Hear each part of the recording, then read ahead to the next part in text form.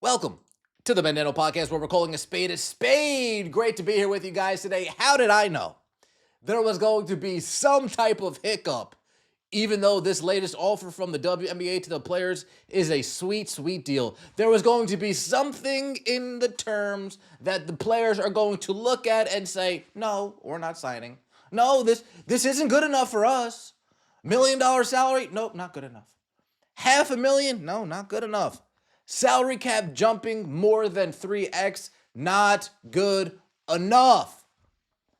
And we finally have our reason. We finally know what the holdup is gonna be. Like the video, comment, and subscribe. That would mean so much to me. Let's get right into it. WNBA proposes cutting team housing and an earlier start to the season. Cutting team housing. We're giving you guys a minimum of $225,000. We're giving you guys $500,000. We're giving you guys $1 million, and you want us to pay for room and board too? What else you got? You guys want us to pay for your laundry as well? You want us to pay for your groceries as well? Guys, we're giving you more money. I can't pay for your housing also. Hold up. No deal, says the players. No deal. And an earlier start to the season. Now, an earlier start to the season, I get it. They want to stay as far away from the NFL as they possibly can. I get it. However, based on this proposal, based on what we're going to go over in this article, the season is going to start so early that rookies are going to come into the season a few weeks into the season. They're going to join their teams a few weeks into the... Indeed. The WNBA has proposed a 7-figure base max salary as part of a new collective bargaining agreement, but it's coming at a cost. The league has removed team housing from proposals submitted to the WNBPA, including the most recent, several league sources told Front Office Sports. Teams have been required to provide players with in-season housing since 2016. In-season housing. Shout out to CJ. Shout out to W360. In-season housing, in my mind, just promotes the college atmosphere, promotes the hooping and humping narrative that is surrounding the WNBA. Oh, you guys are going to put us up in housing? Oh, we're going to be bunkmates. Oh, okay. Okay. The league has also proposed lengthening the season, including an earlier start date that is expected to interfere with the NCAA tournament and potentially other leagues like Project B. The WNBA shouldn't factor Project B into their negotiations, but they should factor in the NCAA tournament into their negotiations. The NCAA tournament, the NCAA basketball season, they're not changing their schedule. And the fact that the WNBA is a late spring summer league, they're pinned down. They can't move closer to the winter time. They don't want to get anywhere near college football.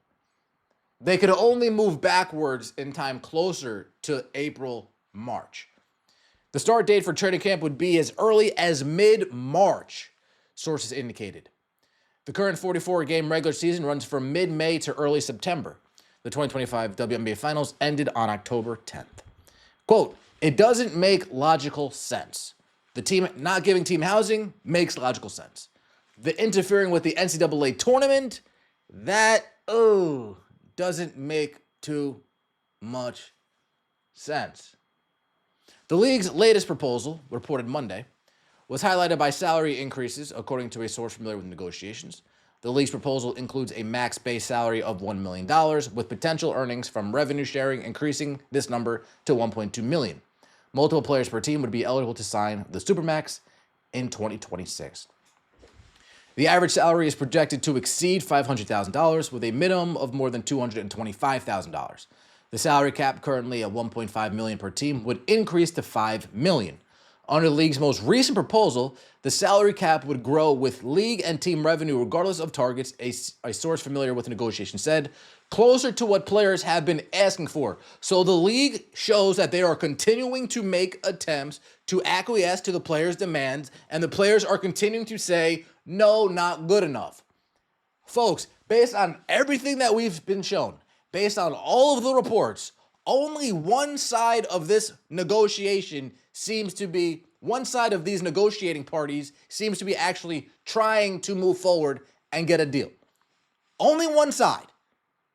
I haven't seen anything reported from the players. I haven't seen anything reported in these articles that show the players are willing to give this up, willing to give that up. All that I've seen are the owners and the league saying, fine, we'll give you this. Fine, we'll give you that. You don't like this deal and how it's structured? Fine. Here's $1 million without the incentives.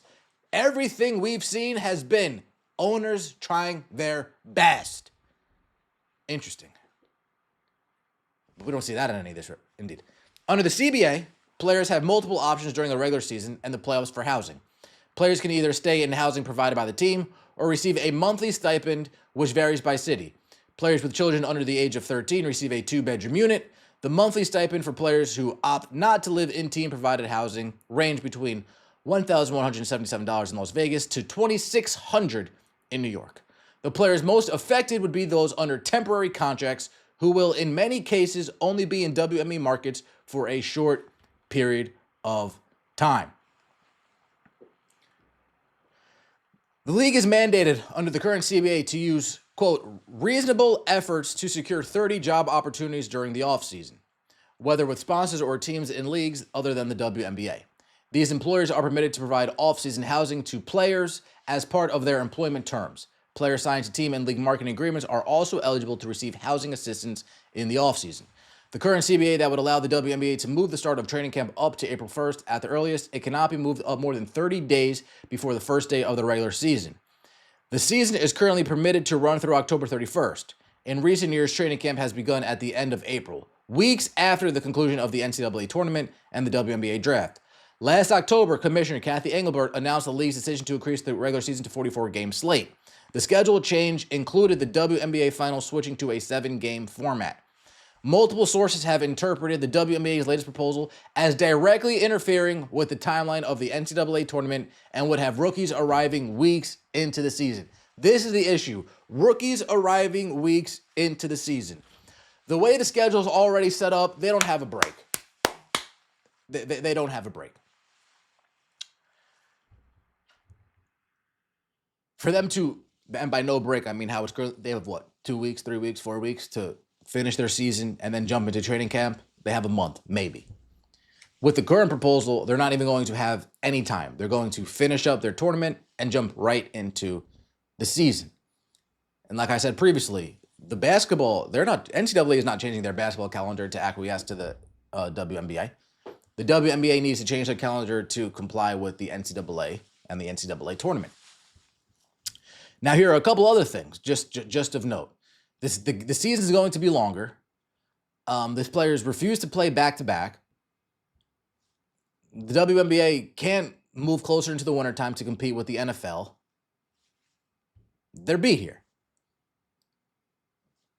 Go back to how it is currently. Maybe change it a week.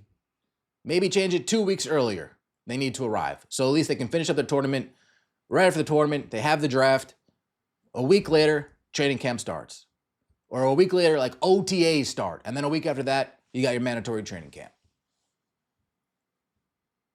They already don't have enough break time. It is what it is. If it's at 4 weeks now, make it 2 weeks. Draft right after the tournament. Let's get this thing rocking. Multiple sources.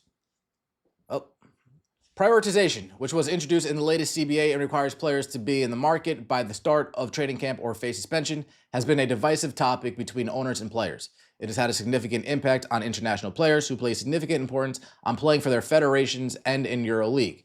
Since the WNBA was founded, it signed on to FIBA's letter of clearance system that permits players to sign contracts in multiple leagues. It's unclear at this point how the WNBA's further interference with the FIBA calendar would impact the league's relationship with global competitors. The league and union failed to reach an agreement on a new CBA by the previous extended date, blah, blah, blah, blah, blah. The last deadline is January 9th. I like the housing idea. I'm all for it. When it comes to getting it running more into conjunction with the tournament, from a TV rating standpoint, I can understand that. Use the momentum of the tournament to drizzle into the WNBA start of the season and capitalize off those ratings. However, the fact that rookies are going to be joining their teams weeks into the season, that's a no bueno even over here. I'm not for that even over here. Would the WNBA ever want to run at the same time as the NBA? If they run at the same time as the NBA, they're going up against the NBA. They're going up against college football. They're going up against National Football League. And they're going up against Major League Baseball playoffs. That would be as foolish can be. They're the only show in town at the summer. The baseball is dry during the summer. It doesn't heat up until September, October time. Summer's all WNBA. That's their time. So how they want to utilize that schedule to their benefit, Kathy Engelbert, you could reach out to me and maybe I can give it more than 15 minutes of my time to kind of think of a calendar for you guys. Like the video, comment, subscribe. See you next time, and as always, take it easy.